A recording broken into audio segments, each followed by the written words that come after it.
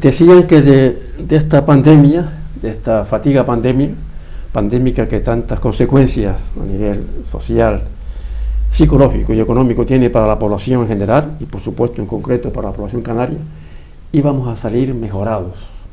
Incluso se decía, por ciertas terminales mediáticas y políticos, que la gente salía hasta mejor, que vamos a mejorar, que seremos más bondadosos. Bien, a las pruebas nos vamos a remitir. En Canarias, último informe de Cáritas, 400.000 personas en riesgo de pobreza extrema. En Madrid, que a mí me queda muy lejos, lo digo sinceramente, 1 millón de personas en paro. Y la gente, el pueblo, adocenado, sigue votando a las mismas personas, a los mismos grupos que han provocado esta pandemia, incluida el famoso término de la segregación cultural, en la que los niños, en la educación primaria, los ricos con los ricos, los pobres con los pobres. Y eso engendra, desde el punto de vista sociológico, engendra pobreza, tiene que ver con la vivienda, tiene que ver con la carestía de vida, etcétera, etcétera, etcétera. Sin olvidar el efecto que también hemos tocado aquí en algún momento, de lo que llamamos la fatiga pandémica, en el que, por ejemplo, hay un estudio de la Universidad de Las Palmas y de La Laguna, las dos universidades canarias hablan de un mayor nivel de ansiedad, de depresión y de estrés en los canarios, especialmente afectada los jóvenes y la mujer con hijos. Bien, en este pequeño exordio comenzamos al día a través de la TACA Televisión y vamos, como siempre, a presentarnos nosotros, los que estamos con ustedes en esta tertulia, que ustedes pueden seguir en cualquier tiempo, lugar y hora, a nuestra amiga y compañera Arminda Milián, psicopedagoga, profesional experta en el mundo educativo, en el mundo de la educación de los jóvenes, de los adolescentes y de los niños, y como siempre también nuestro compañero y nuestro amigo Antonio Milián, mediador familiar, máster en mediación familiar y licenciado en ciencias religiosas. También hablamos después, seguro, del Día de la Familia, que se celebra, se festeja a nivel internacional el día 15 de mayo. Con estas palabras y esta introducción, damos la palabra a Arminda, a ver qué te parece a ti y qué consecuencias, qué has observado tú como efecto, en este caso pernicioso, de la pandemia y de esta situación en la que nos decían que íbamos a salir mejorados. ¿Mejorar en qué? Bueno, en este sentido a mí me gustaría hablar más sobre mi campo, ¿no? Que es esta parte de educación del niño, y efectivamente en esta época que ya ha pasado un año de toda esta cuestión, justo ayer creo que hacíamos un año, bueno, justo en este tiempo, ¿no? Que salíamos ya por fin de la cuarentena, sí que he percibido que llegan muchos niños a consulta, al despacho, pues con cuestiones de miedo, de no ganas de volver al cole, con muchas inseguridades, incluso con algunas obsesiones, ¿verdad? Con toda esta cuestión, a lo mejor al principio no se percibía tanto, pero ahora sí que percibo pues esas cuestiones más obsesivas de querer lavarse mucho las manos, del temor al contacto con otros niños, y la verdad que es muy curioso, y ahí que son silenciosos, ¿verdad? Los peques a veces no se escucha mucho, y es una pena porque es una realidad social y es una realidad que hay que abordar incluso a nivel de colegios, y estoy convencida que mis compañeros maestros están en ello, y profesores, ¿no? Están en ello y están abordándolo y lo están viviendo de primera mano, y lo sé. Pero sí es verdad que bueno, es interesante tener esta conciencia social porque verdaderamente el niño está percibiendo toda esa situación. Ustedes imagínense, realmente los peques llegan pues con una mascarilla que en otras ocasiones nosotros no hemos vivido, ¿no? Bueno, sí, de tiempos, en años atrás sí se conocía, pero ahora mismo, ¿no? Pues se han acabado para ellos todas aquellas situaciones divertidas del cole, como podía ser las navidades, los carnavales, tal y como se vivía antes. Los maestros hacen filigranas y profesores para celebrarlo de la mejor manera posible, para que todos estén en comunidad, y de verdad que desde aquí un saludo enorme y agradecimiento por todos estos profesionales que están ahí día a día, ¿no? Pero es cierto que los niños sí que perciben que ya no está esa fiesta de carnaval como antes, los niños y los profesores, obvio, ¿no? Y maestros. Está apuntando, Arminda, efecto social, Antonio, es decir, la sociedad, como consecuencia de la pandemia y de otros muchos factores más.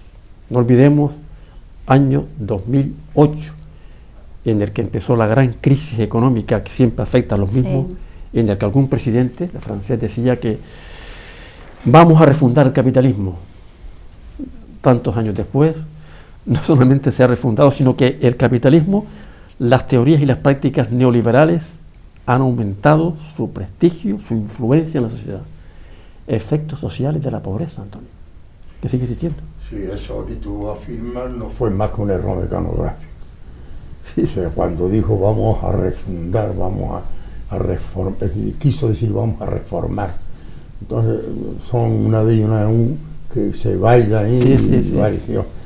Bueno, en definitiva que no me lo creo, no me creo esas refundaciones, porque aunque lo diga de corazón una persona tan importante como el presidente o el primer ministro de una nación tan poderosa como Francia, no me extraña, pero esa expresión es secundada en el pensamiento por lo menos de algunos más, no lo sé, pero vamos, son cosas que se dicen y cosas que inmediatamente se olvidan, porque ya yo he dicho, ya yo me he manifestado, van a escribir de mí durante 10-15 días y luego esto no hay quien lo ataje, ¿no? De todas maneras, volviendo a Canarias, la pobreza, no solamente la pobreza ordinaria que supone, según los cálculos del Instituto de Estadística, un 28,5, esto es mucho, un 28,5 la pobreza en general en Canarias. Esto es desastroso. Pero la pobreza extrema, que oscila entre el 11% en el 2008 al 18 y pico % en el 2018, es estructural. Está ahí, existe, oscila punto arriba, punto abajo. Pero a lo largo de una década, el estamento de la pobreza, y esto una sociedad no la quiere. La pobreza extrema es repugnante, es repugnada, es repudiada. No debería existir. Tendríamos que inmediatamente acudir y sacar a esa gente de esa extrema pobreza, porque es la vergüenza de un país y la vergüenza de una situación estructurada en una región como Canarias. Este es el tema. Consecuencias sociales. Hombre, un pobre extremo tiene perdido hasta la vida. Se ha olvidado de que existe, se ha olvidado de que es ser humano. Culpa al mundo entero, incluido Dios, de su desgracia. No tiene ánimo para sobresalir, no ve perspectiva, está en el suelo. Entonces, esto es reprobable, esto no debería quitar el sueño. Después está el otro porcentaje, que es una pobreza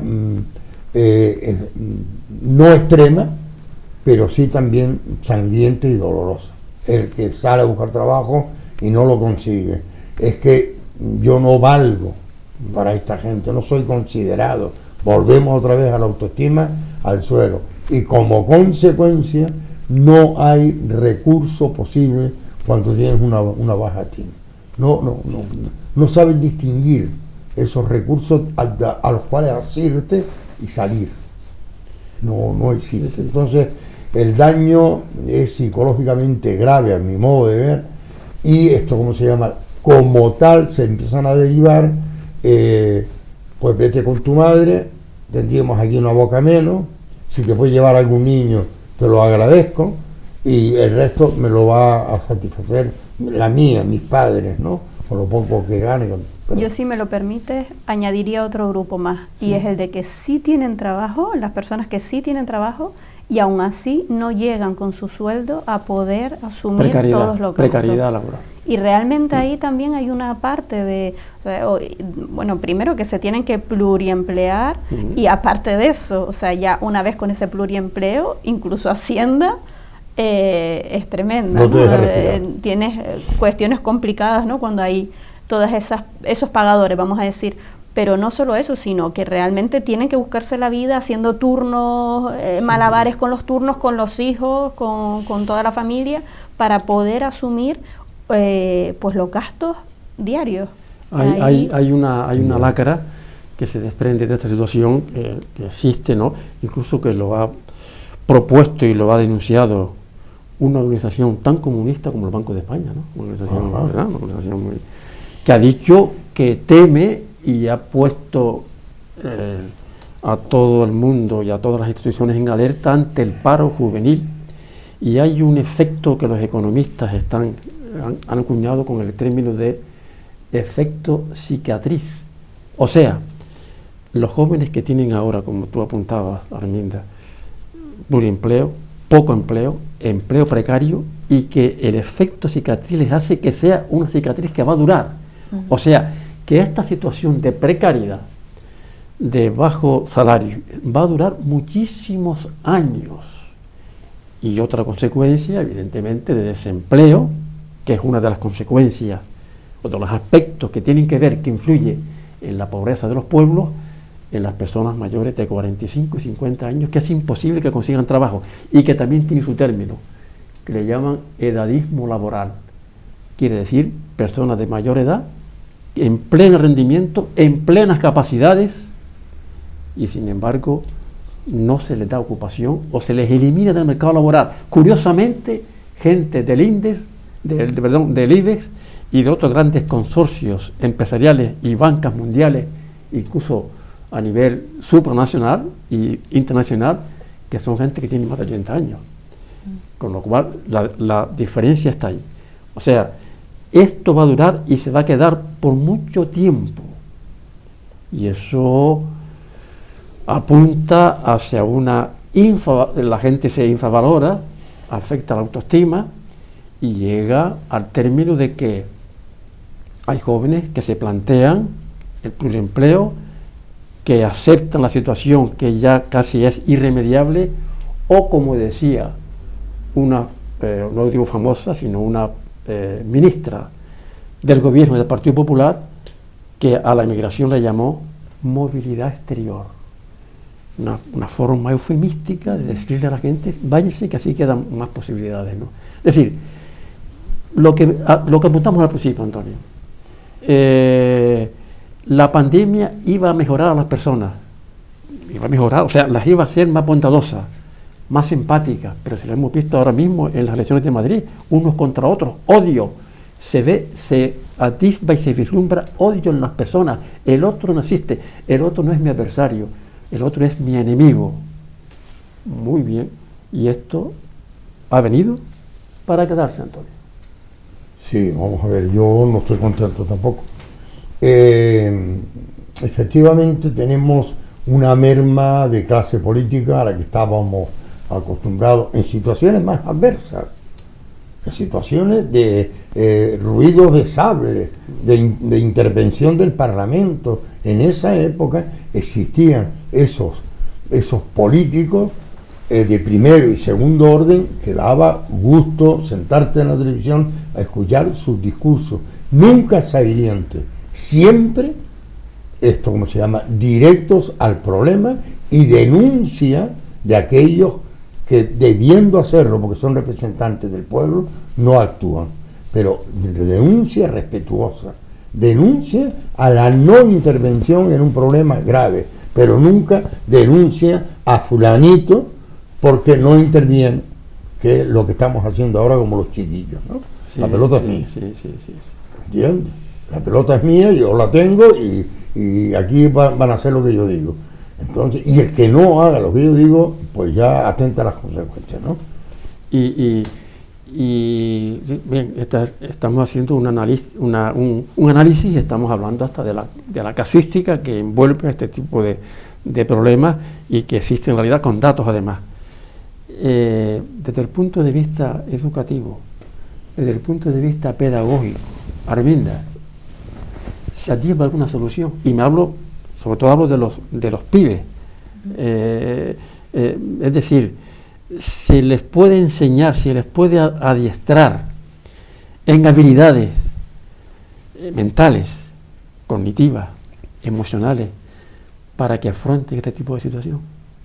Yo creo que efectivamente sí, ¿no? Y creo que cada vez más en educación vamos hacia ello, ¿no? A esa inteligencia emocional, esa capacidad de resiliencia, a esa necesidad de poder verdaderamente pensamiento estratégico, es decir, una serie de habilidades que efectivamente cada vez más yo creo que ya en educación, pues con movimientos de innovación y demás se están consiguiendo, y que ahí el chaval está poniendo toda esa experimentación en juego, está pudiéndolo vivir ya en las aulas, con lo cual eso se va a traducir en creatividad futura para poder crear nuevos puestos de trabajo, para incluso regresar. Yo también soy un poco de a lo mejor esa innovación significa a veces volver incluso a la tierra, ¿no? Estamos dejando también puestos de trabajo que antiguamente oficios de toda la vida por hipercualificarnos. Creo que también hubo, todos tenemos, yo soy madre y también tengo ese discurso, ¿no? Pero de venga para que realmente tengas un futuro mejor, para que puedas tener, para que puedas, ¿no? Y realmente nos olvidamos que eso no significa hipercualificarse, significa realmente mirar esa creatividad, esa vocación y esa capacidad para lo que tú has venido, porque de verdad yo lo vivo así. Creo que tiene que ver con cuáles son mis dones, y creo que ahí es importante y fundamental ese trabajo a nivel educativo, de ayudar a los chavales a encontrar cuáles son sus verdaderos dones y ponerlos ahí realmente al servicio de la comunidad, vamos a decir, ¿no? Pero que realmente donde ellos se van a sentir nutridos, felices y se van a sentir creativos, y ahí va a salir una fuerza y una energía que verdaderamente van a poder pues desarrollar, y el resto nos vamos a poder beneficiar de todo esto, ¿no? Porque si todos nos ceñimos a preparar pues la oposición X, o todos queremos ser abogados como un momento, ¿no? Todos tenemos que tal, porque donde hay menos paro, resulta que a esta persona no se le da bien eso. Resulta que esta persona es maravillosa pues haciendo zapatos. Y es un magnífico zapatero, yo no lo sé. Me parece muy importante lo que acabas de apuntar, porque iba a tratar lo demás. Perdonen que me cite, no hace unas semanas publiqué un artículo yo que titulé El fracaso de los millennials. El empeño de la sociedad, de los políticos, de las entidades públicas y de la familia, porque los chicos y las chicas estudien carreras universitarias. Y los oficios y la enseñanza profesional. Saben ustedes, además, los que nos escuchan seguro y lo ven, seguro que lo han percibido y lo han vivido, es que faltan fontaneros, faltan carpinteros, faltan ebanistas, faltan panaderos, bueno, faltan jardineros. Yo recuerdo en una entidad pública en la que yo participé como vocal para la selección de personal, de un personal que iba a trabajar en la administración, en la que se presentaban diferentes ofertas de trabajo, la de abogado, en la que pedían que fueran licenciados en económicas, en empresariales, en políticas o en derecho. Se presentaron para 3-4 plazas, 150, 200 licenciados en derecho. ¿Saben que ustedes qué plaza quedó libre? Por falta de gente que se presentara, la de jardinero. Y tú apuntabas una cosa, señores, hay alternativas. En este país y en estas Canarias nuestras y en el Estado español se ha infravalorado, se ha despreciado la enseñanza profesional. Y como acabo de decir, y además eso es real, faltan carpinteros, faltan panaderos. Ya los panes hoy se hacen en los supermercados. Y ese pan crujiente de hace muchos años, cuando se levantaban de madrugada para amasar un pan crujiente con levadura y con masa madre que se llamaba, está ausente. No se forma la gente en profesiones o en oficios alternativos. Me ha gustado mucho que hayas tocado ese tema. Dignificar el oficio, el ser jardinero, el ser carpintero o el ser barnizador no está reñido con la cultura, con saber música, con escribir, con saber pintar. Lo digo como dato y como motivo de reflexión para todos los que nos escuchan, pero en este momento hacemos una pequeña pausa y seguimos, ¿eh?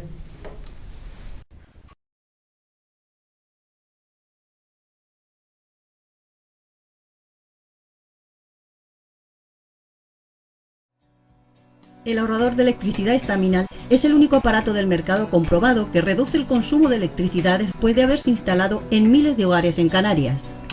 No deje que su factura de electricidad afecte a su economía familiar. Estaminal es autoinstalable y no consume electricidad. Estaminal le garantiza una reducción de un 20 hasta un 35% de su recibo de luz. Diga basta al excesivo consumo de electricidad y llámenos ya al 928-481-249. Recuerde, puede ahorrar hasta un 35% de su factura de electricidad. Estaminal, la seguridad del ahorro.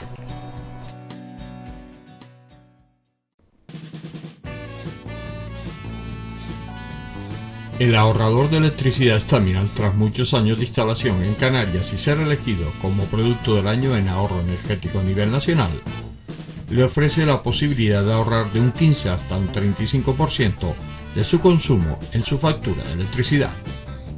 Sea cual sea su negocio local o industria, Estaminal tiene el ahorrador que se adapta a sus características. No se fíe de las imitaciones, Estaminal solo hay uno, con las homologaciones de la comunidad internacional. No deje que los gastos abusivos de electricidad afecten a la economía de su negocio. Pídanos presupuestos sin compromiso al 928-481-249. Ahorrador industrial de energía Estaminal, la solución a su excesivo consumo energético. Recuerde, ahorre de un 15 a un 35% de su factura de electricidad. Seguimos con ustedes, estimados telespectadores. Estamos, como ustedes nos ven, con Arminda Melián y con Antonio Melián y un servidor. Estamos hablando hoy día de los efectos de la pobreza en las islas y en el mundo, ¿no?, en general. Y hay un efecto importante que por lo menos hay que resaltarlo y decirlo a tenor de las diferentes informaciones y estudios médicos, epidemiológicos y sanitarios que se han hecho, que hablan de que los pobres, en general los pobres, sufren mayores alteraciones cardiovasculares, reumas y otro tipo de enfermedades. Y hay una cosa importante que también significativa que tiene que ver con este hecho, con este dato ampliamente comprobado, y es que incluso este estigma, esta afectación física orgánica en su organismo, incluso también, por supuesto, en su mente, en su forma de ver la vida, se mantiene aunque luego mejoren sus condiciones, y que afecta también de forma muy especial a los niños, a los menores y, como siempre, también de forma tradicional a las mujeres y a las mujeres con hijos. Quiero decir con esto que la pobreza tiene muchísimos efectos. Entre ellos hay efectos, hay consecuencias que tienen que ver con la salud. En definitiva, los más pobres sufren más enfermedades y esas enfermedades se mantienen. Bien, yo estoy por decir que la pobreza, y lo digo yo, es un tipo de violencia intelectual tan importante o más que la delincuencia o las drogas. Corresponde, lógicamente, a las entidades, instituciones, sociedad en general, y evidentemente a los políticos, a la clase política, a los profesionales de la política, que forman además, en cierto modo y en algunos momentos, forman una especie de burbuja o de casta, en la que por supuesto mantienen sus puestos de trabajo, poner remedio. Un amigo mío me decía una vez que para tomar medidas drásticas respecto a la pobreza Y respecto a cambios estructurales en cualquier sistema político, hay que vivir, hay que ser político o política y vivir en un barrio popular y no ganar más de 1.500 euros al mes. Tremendo, tremendo. Pero sí, es una forma de decir, claro, una vez que te instalas en la política, vas al Consejo de Europa o te van colocando en las diferentes puertas giratorias, evidentemente te vas olvidando y vas arbitrando medidas desde un puesto de trabajo, desde una posición de privilegio.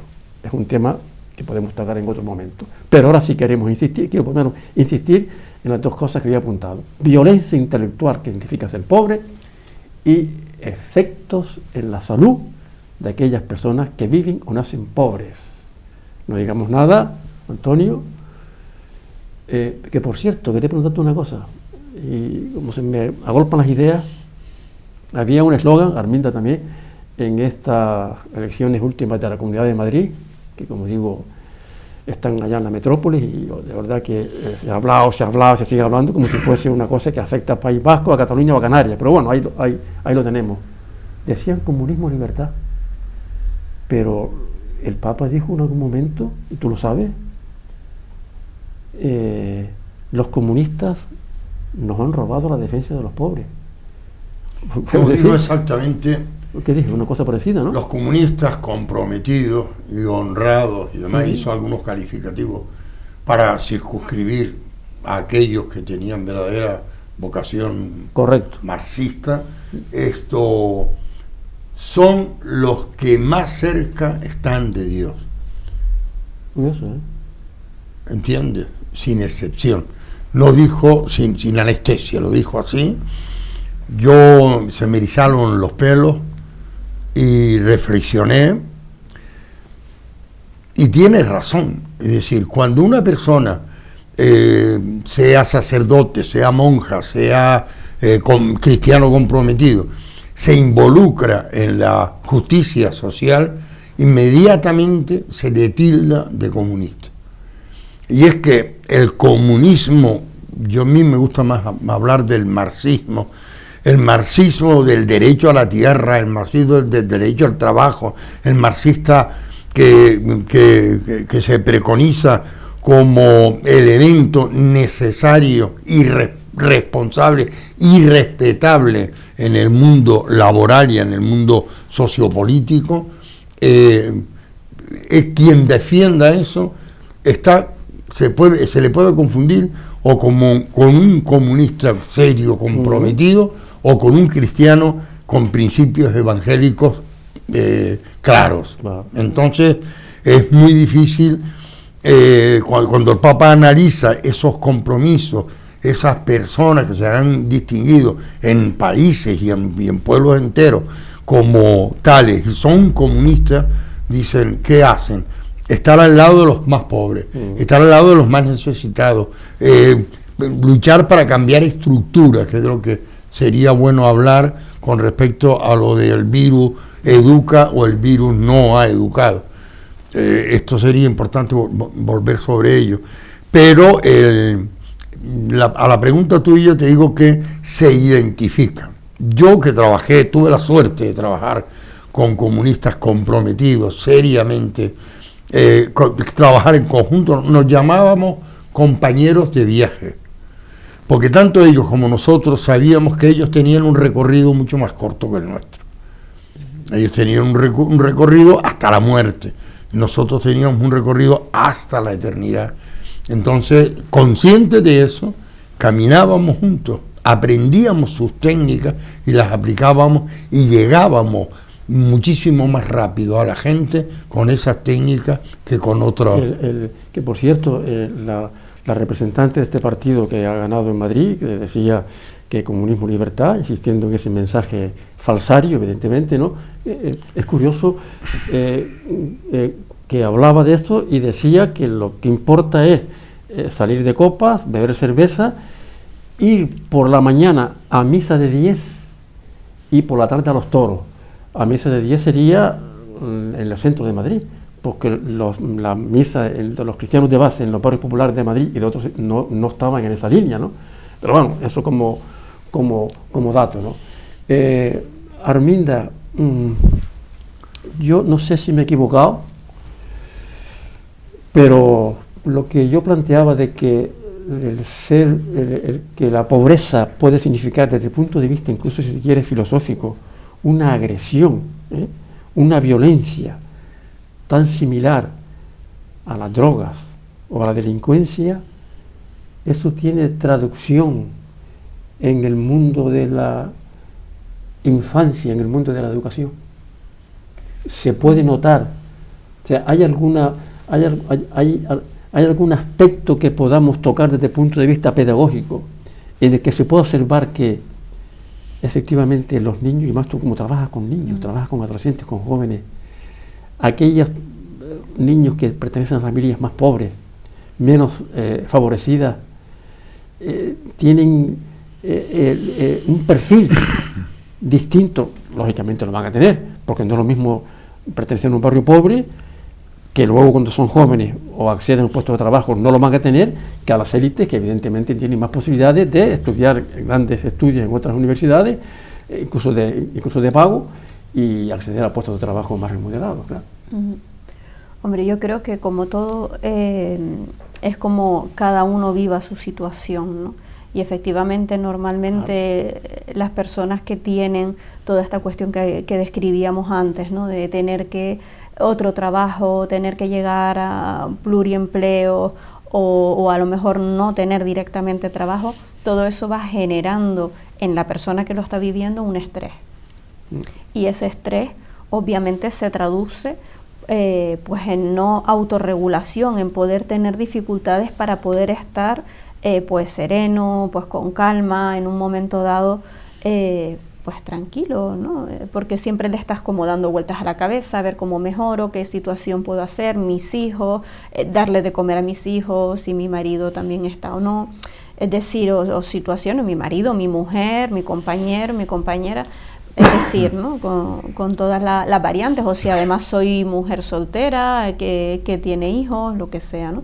Entonces, en todas estas variantes, sí que si esa persona que está viviendo el desempleo o está viviendo el no llego aunque esté empleado, está creando un estrés que eso obviamente se traduce a nivel de ansiedad, a nivel de incluso de nerviosismo a la hora de tratar con los hijos, ¿no? Puede estar así, a no ser que esa persona verdaderamente pues asuma, ¿no? desde otra vertiente esta situación, pero bueno, ya es complejo, ¿no? Es complejo porque hay muchas preocupaciones que asaltan y que están, además, lo más complicado es que esta persona no vea que haya una posibilidad, ¿no? Yo creo que la esperanza, la desesperanza es lo más complejo, el que esta persona intente y se vea con esa frustración constante, ¿no? Lo que viene a ser también como, bueno, no me acuerdo ahora el término, pero... Tiene que ver esto, Antonio, y voy también a por vos porque tienes mucha experiencia histórica, ¿no? La historia de tu vida, de tu vocación y de tu docencia y profesión. El ser rico, el ser pobre, perdón, desde la infancia, hay diferencia. Preguntamos a nivel sociológico, también posiblemente me pueda responder Arminda, ¿no? Ser pobre antes y ser pobre ahora es lo mismo. En tu experiencia, porque además tú viviste, yo en zonas campesinas del interior, vos en zonas campesinas del sur, quizás antes el ser pobre se llevaba con cierta dignidad y había unas otras salidas. Estoy hablando de la época franquista, de la dictadura y demás, donde a lo mejor había otras posibilidades, había otros encauces y a lo mejor a veces hasta otras salidas más interesantes o más proactivas que las actuales. ¿Hay alguna diferencia? Por supuesto. La canción esa del que tiene un peso quiere tener dos, sí, y demás, esa aspiración por salir de la pobreza, que es justa, que es digna, que es plausible y que se debe hacer.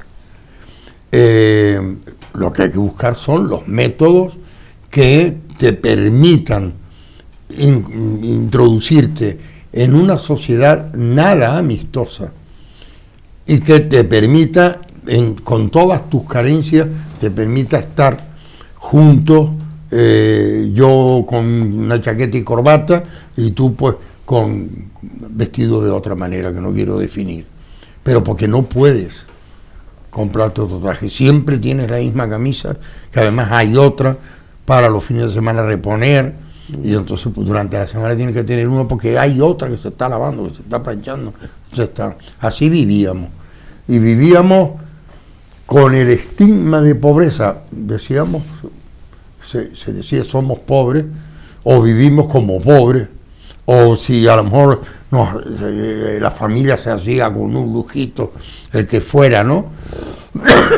Un mantel para la mesa, y dice, qué mantel más bonito y tal, como pobre.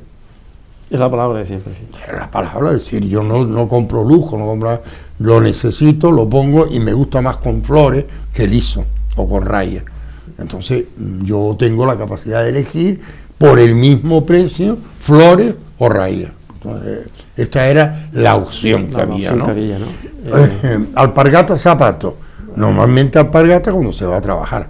Claro. Pero como la alpargata, cuando camina por camino de piedra, se rompen mucho antes que si caminara por asfalto, se rompía, había un plazo que estructuralmente se determinaba. Esta zapatilla, estas alpargatas tienen que durar un año.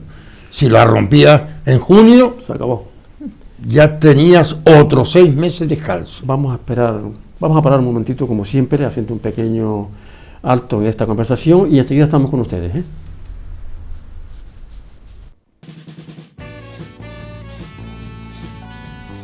El ahorrador de electricidad Staminal, tras muchos años de instalación en Canarias y ser elegido como producto del año en ahorro energético a nivel nacional, le ofrece la posibilidad de ahorrar de un 15 hasta un 35% de su consumo en su factura de electricidad.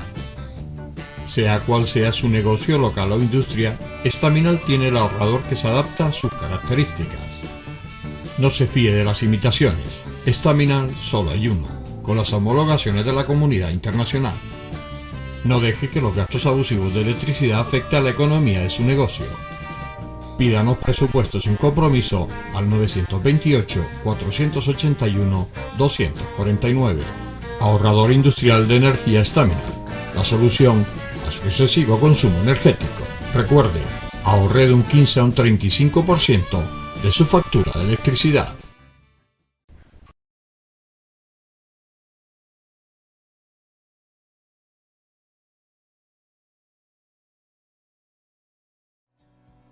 El ahorrador de electricidad Staminal es el único aparato del mercado comprobado que reduce el consumo de electricidad después de haberse instalado en miles de hogares en Canarias. No deje que su factura de electricidad afecte a su economía familiar. Staminal es autoinstalable y no consume electricidad. Staminal le garantiza una reducción de un 20 hasta un 35% de su recibo de luz.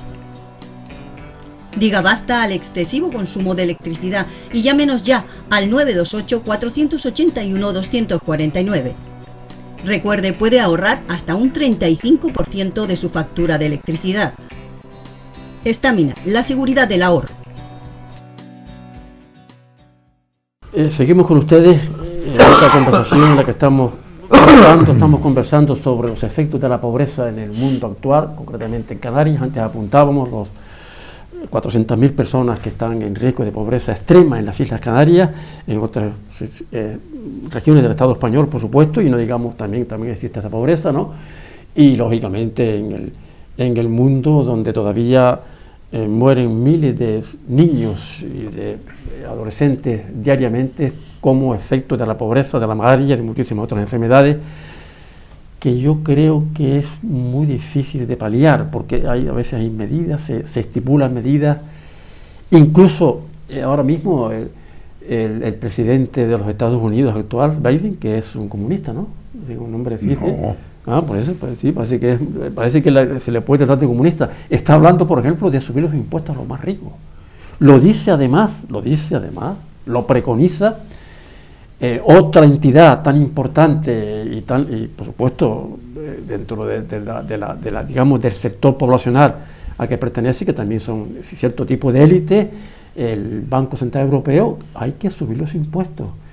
Y hay una comunidad autónoma como la de Madrid y otros que se han sumado que hay que bajarlos. No sé dónde van a sacar el dinero para las carreteras, para la infraestructura y para los servicios sociales y para la sanidad y para la educación, que es lo que importa. Entre otras cosas, también se está hablando ahora de los miles de millones que van a venir para Canarias también, del fondo de la Unión Europea, y que se está hablando para dedicarlos a las infraestructuras, muchas infraestructuras, y para, por ejemplo, la reconversión industrial del automóvil, y la sanidad y la educación. Pero bueno, eso es un tema también que podemos ver en otro momento. Decía hace 2000 años Aristóteles que la democracia debe ser el gobierno de los pobres, porque si se convierte en el gobierno de los ricos, no es democracia, es oligarquía. Qué curioso, ¿eh? Un pensador filosófico de hace 2000 años que ya apuntaba que había clases sociales y que ya había, no digamos nada en esa época, grandes bolsas de pobreza como también existen ahora, ¿no? Y hay una consecuencia también que yo quiero apuntar brevemente para luego mi compañera y mi compañero también hablen, ¿no? La gente pobre, la gente que se pone en la cola del hambre y del paro para pedir una bolsa de comida, no les afecta tanto el ser pobres, el ser objetivamente pobres, como el sentirse pobre. Y eso es lo que la avergüenza, de forma que muchas personas que lo necesitan no iban a la cola para que los demás no le vieran. No van a la cola de pedir para que los demás, ¿qué van a decir de mí? Que hasta hace poco trabajaba, tenía una empresa, era autónomo y ahora tengo que ir a Cáritas, a un banco de alimentos, a pedir comida, ¿no? La vergüenza de sentirse pobre. Arminda, ¿cómo recuperamos la autoestima de un niño que se siente pobre en educación? Claro. ¿Verdad? Existe, sí. ¿No? Ese sentimiento de que se siente autoexcluido. O sea, ya no, si es que yo soy un pobrecito, como hace 60 o 70 años se sentían los huérfanos. Los huérfanos que estaban totalmente abandonados y que no había ninguna posibilidad, porque por supuesto las viudas no tenían la más mínimo acceso a ninguna ayuda, pero ese estigma de la pobreza que empieza en la infancia. Bueno, realmente ahí creo que se ha intentado cada vez más, sobre todo en los centros escolares, sí, intentar igualar, ¿no? Que igualar también tiene un peligro bajo mi punto de vista, y es que aquí realmente somos diferentes, pero no diferentes marcando esas diferencias, sino entiéndase diferentes por lo que hablábamos antes. Cada uno tenemos nuestra capacidad, cada uno somos seres individuales, no hay ni siquiera los gemelos o mellizos son idénticos, ¿no? Entonces desde ahí, si pudiéramos ver la lindura, vamos a decir, de cada niño, de cada individuo, como son, porque verdaderamente yo creo que cada uno es tan perfecto como es, independientemente y al margen de sus características y de sus carencias, realmente ahí se van las diferencias y se van las igualdades, ¿me explico? Sí, aunque parezca paradójico, y se van las igualdades. Pero lo que quería decir, a colación con lo que tú dices, es que bueno, cada vez menos pues no se permite tanto traer juguetes, ¿no? Que en ocasiones marcó la diferencia, pues uno trae un juguete de una cantidad de dinero X y el otro pues simplemente trae un detalle de no sé qué. Entonces ahí entre los peques, y a veces no entre los tan peques, a veces es más una cuestión de adultos, porque los niños a veces en ese sentido son más ingenuos, no son conocedores de lo que vale esto, de lo que vale aquello. Sí vienen y te dicen, oye, pues yo quiero aquello que tiene fulanita, pero que puede ser a lo mejor simplemente un detalle del lápiz o algo, ¿no? Entonces en ese sentido yo creo que también a veces es la conciencia de que tiene el adulto y que le pueda ir inculcando, ¿no? Entonces de esa manera pues es pobre a lo mejor económicamente, pero es muy rico porque justo tiene una familia más unida que nunca, Sí, precisamente por este hecho, ¿no? Entonces también yo creo que eso es interesante de transmitir al niño. Fomentarlo, sí. Y fomentarlo. No es solo lo económico, es tu riqueza. Tu riqueza son pues tus valores, tu familia, tu amor, el amor que vincula a esta familia, ¿no? Y yo creo que verdaderamente todo eso mueve montañas. Si verdaderamente se forja esto y el peque o la peque, ¿no? Van a integrarlo y van a querer mejorar y a querer pues ser creativos, en lo que hablamos, ¿no? Y si encima, en vez de una educación tan intelectual, pues la hacemos desde el hacer, es cuando realmente, y desde esa parte de dejar experimentar al niño para que pueda experimentar su propia creatividad, su propia capacidad, su propia vocación, entonces ahí le vamos a dar rienda suelta para ser una persona verdaderamente capaz, ¿no? Capaz. Hay un principio, y vamos a hablo desde el punto de vista liberal, liberal, no estamos ni rojos, ni amarillos, ni azules, ni siquiera comunismo. Hay un principio del siglo XVIII de los liberales franceses, la revolución después de la Revolución Francesa, que habla de libertad. No hablaban de libertad y comunismo en aquel momento. Libertad, igualdad y fraternidad. Sí. Bueno, bien, fraternidad. La fraternidad, por ejemplo, es la que está ahora preconizando el nuevo presidente de los Estados Unidos cuando habla de un tema tan elemental como que subir los impuestos a los que más ganan. Simplemente eso.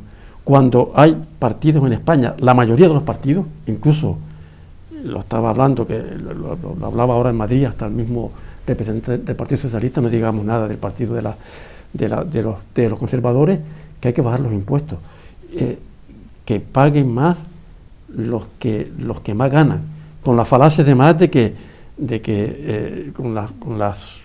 esa subida, esa ley, esa forma de administrar los impuestos, hay datos que nos dicen claramente, por ejemplo, en Madrid, hablando de Madrid, que como dije antes, pues a mí me queda un poco lejos, ¿no? Pero que sirva como ejemplo, los que ganan más de 400.000 euros al año tienen un impuesto de un 5%, y los que ganan más al año entre 20 y 30.000 euros tienen un impuesto de 25% de su IRPF. Qué curioso, qué curioso. Que además una falacia, ¿no? Porque decían lo contrario, libertad, es decir, es todo un cúmulo de trumpismo, de trampismo que llaman hoy día trumpismo, que es la forma de hablar de esa nueva doctrina impuesta por el antiguo presidente de los Estados Unidos, que ahora afortunadamente este nuevo presidente está reconvirtiendo y está siendo más demócrata, más social, más fraternidad, Antonio. Y la fraternidad es, como dije antes, un principio liberal, pero indudablemente es un principio que incluso estaba preconizada por los filósofos griegos, pero no digamos nada, por la doctrina y la práctica de los primeros cristianos, por ejemplo. Sí, efectivamente. Yo aplaudo al presidente de los Estados Unidos actual. Deseo encarecidamente que esto se cumpla, y que se cumpla con la claridad que debe cumplirse, es decir, quien más tiene, más paga, no es quien más tiene, más evade. Que permitan que los dineros no salgan ya a los paraísos fiscales y que se vayan poniendo poco a poco, que se falsifiquen las ganancias de las empresas. O sea, hay que mirarlo y saber cómo se va a atar esa historia. Eso es una propuesta, posiblemente a lo mejor no va a llegar a tiempo para el próximo presupuesto, pero no hay prisa si se hace bien y se logra. A lo mejor es para el 2023, 24, ¿no? Vale. Sí. ¿Por qué? Porque sería un espejo donde se mirarían países como España, Italia, la propia Francia, y entonces Sudamérica, y cambiaría totalmente el panorama. Lo que pasa es que en Sudamérica los ricos están metidos en la selva y borrando hasta sus huellas dactilares. Es decir, me refiero a la droga, me refiero al tráfico de armas, me refiero a un montón de negocios que enriquecen mucho y rápidamente, que no están legitimados en la sociedad donde se radican, ¿no? Se radicalizan. Entonces, con todas estas pegas, lo que hay que decir es que el sistema que sustenta un país tiene que ser recio, fuerte, tiene que renovar sistemáticamente sus estructuras. Nosotros en Canarias tenemos los sueldos más bajos de España y están contentos. Aceptamos esa realidad como cualquier otra realidad, ¿no? La paciencia, la resignación y todo eso. Pero tenemos ese hándicap, ¿no? Los sistemas de cultivo, los sistemas que sostienen económicamente al país. Canarias. Cuando se descubren las Canarias, que la descubre España, la patrocina España y se la apropia España, pero los ingleses que no tenían nada, los holandeses que no tenían nada, pues esto fue un reparto papal a los buenos y se quitó de medio a los malos, ¿no? Entonces, cuando llegaron los ingleses aquí dijeron, bueno, ¿qué venimos a buscar? Cochinilla y la seda, para los gusanitos de seda, habían 4 o 5 cultivitos que favorecían y tal, traían un barco una vez al mes y se llevaban el producto. Dijeron, oye, ¿y si plantamos plátano? Y se plantaron plátanos y todo el mundo plantó plátano y sustituyó a la cochinilla, al gusano de seda y a un montón de reductos más. Y todo el mundo a plantar plátano. Entonces, monocultivo. Cuando llegan, oye, mira, ¿y por qué no tomates? ¿No? Y se traen las semillas de Inglaterra y de otros sitios, semillas para plantar, todo el mundo a plantar tomateros. Con el sistema injustísimo del sistema de la parcería. Entonces, si esto no cambia, si el monocultivo del tomate es sustituido rápidamente por el monocultivo _industria de turismo, pero más monocultivo que industria, en manos cada vez más, son los españoles los que están tomando el relevo y tal, muchos canarios están en el negocio turístico, pero aparece el bichito y lo paralizan todo. Es decir, en este momento no tenemos monocultivo, ni monocultivo. Estamos en una pobreza absoluta y cada vez caen más. Entonces, ¿qué ocurre? Que el sistema sigue siendo colonial. Desde el punto de vista económico, ¿eh? Sí. Punto de vista, no estoy metiéndome en situaciones políticas, ni en nociones de independencia, ni en porras de esas, porque no, yo por lo menos partidario de que a peor no cambio. O sea, yo cambiaría en mejores situaciones. Entonces, si ese sistema, que lo tenemos que aplicar a la educación, aprende, hijo, estudia en la escuela para que seas un hombre de provecho. Y el niño pregunta, ¿provecho para quién? Claro. Porque trabajarás para alguien. Sí. Y estarás muy preparado y estarás muy contento, Señor, porque con todo lo que toca lo conviertes en oro, pero no para ti. Ciertamente. Bien. Hay que cambiar el sistema cultural, el sistema religioso. Empezar a ser más responsables religiosamente que resignados. ¿Me explico? O sea, habrá que eliminar de este sistema lo que no sirve, que yo me atrevería a situar en el 75% de su estructura no sirven para los tiempos actuales.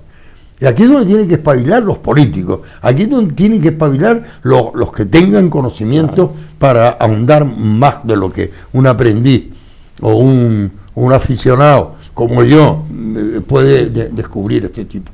Pero realmente es necesario ya tomarse en serio. La pobreza extrema es estructural. Sí, equivale, está ahí en el bajo vientre, haciendo la puñeta, con dolores de parto alguna vez, nos asustamos y decimos, oye, que hay muchos pobres que hay que echar una mano, que menos mal que está Cáritas, menos mal que está la Cruz Roja, menos mal que está... Bien, ¿entiendes? Entonces incluso está estructurada la ayuda al pobre. La pobreza en general, que yo no me recuerdo cuál es el porcentaje en la que se cifra, he leído alguna cifra del 75%, creo que no, que es exagerado, pero como siga la banca echando gente, y como sigan las empresas dándose de baja, y como tal, pues probablemente lleguemos tan contentos. El 75% de los canarios son pobres, miserablemente pobres, Sí, ciertamente. sin afán ni perspectivas de salto. Sí, es cierto, y por supuesto también habría que pensar que a lo mejor con la evasión fiscal, cifrada en los últimos 10 años en 90.000 millones de euros, podríamos paliar mucha de la pobreza en el Estado español y en Canarias, por supuesto. Hasta aquí al día de esta semana, pero no se olviden que pueden estar siempre con nosotros a través de las redes y de la televisión, desde acá televisión, durante toda la semana. En este programa del día, nosotros por nuestra parte nos veremos la semana que entra. Sean ustedes felices y hasta pronto. Chao. Hasta luego.